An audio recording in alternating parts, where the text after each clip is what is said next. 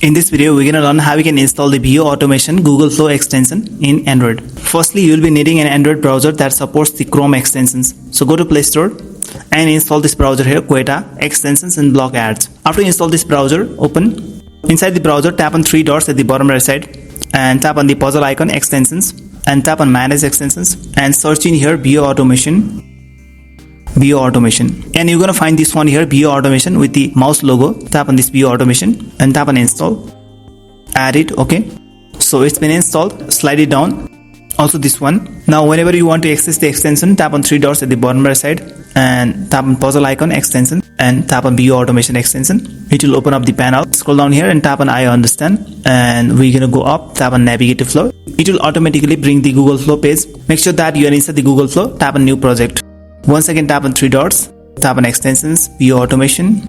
If you want a complete video guide on how to use the BO Automation extension, there's a link in description. Also, you can find the video at the end screen of this video. If you like this video, then just give a thumbs up and make sure that you're subscribed to this channel.